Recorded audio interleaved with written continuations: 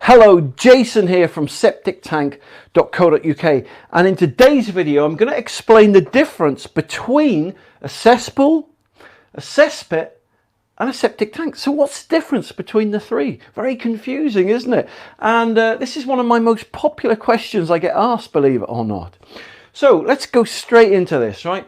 So this tank here is the holding tank. So let me explain. So you've got your pipe here, right? So if you imagine your house is here, this is the pipe that comes from your house, and all the wastewater from your property leaves and exits the house. By wastewater, I mean your bath water, your sink water, your dishwasher water, toilet water, washing machine water, bidet water, all that kind of stuff. So everything will leave your property and come down into the tank here.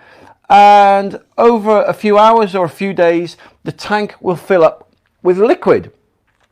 So you'll notice that this tank, this particular structure, has only got an inlet pipe. All right, so the water can only come into it.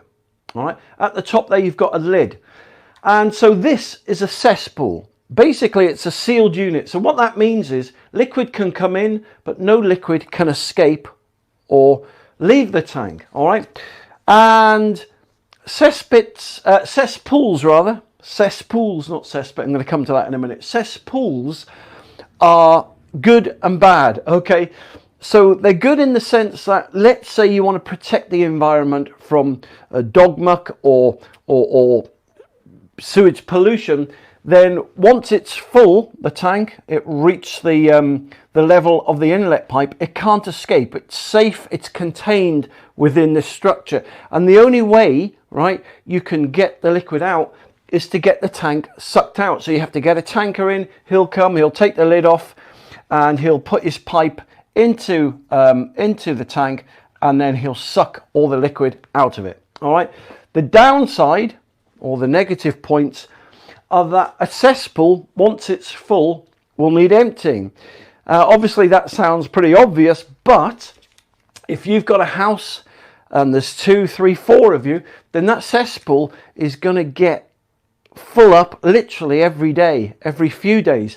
So you'd need, in that situation, you'd need to get your cesspool emptied once or twice a week, and it costs about £200-300 a time to do so. So while cesspools were more popular in the past, they're not that popular in the present, because they cost a lot of money to empty all the time. They're just not relevant in this day and age of modern living. But anyway, that's a cesspool, right?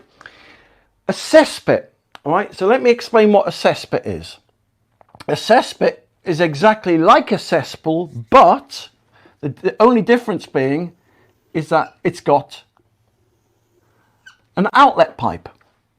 And so all the wastewater will still come in. The wastewater will fill up to the level of the outlet pipe here, and then it will drain away into a soakaway.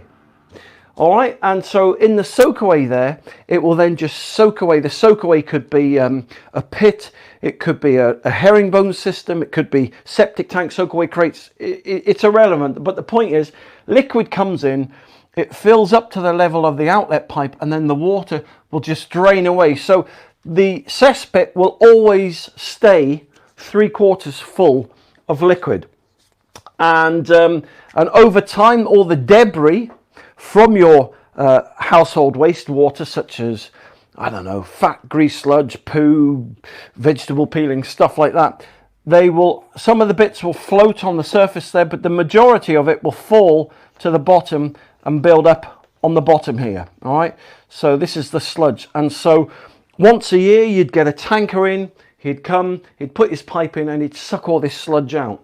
So we've looked at a cesspit, we've looked at a cesspool. So what's a septic tank? Well, a septic tank and a cesspit are exactly the same thing. There's no difference between the two. It basically depends on which era you were born in, whether you use the word cesspit or septic tank. So in Victorian England, they would have called them cesspits, right?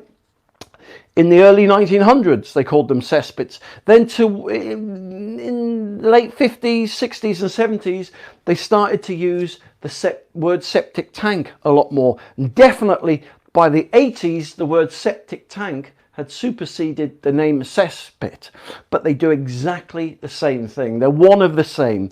So it is confusing, but nevertheless, it's quite simple when you break it down like this. A cesspool only has an inlet, and once it's full, it's full. The liquid can't go anywhere. You've got to get it sucked out, right?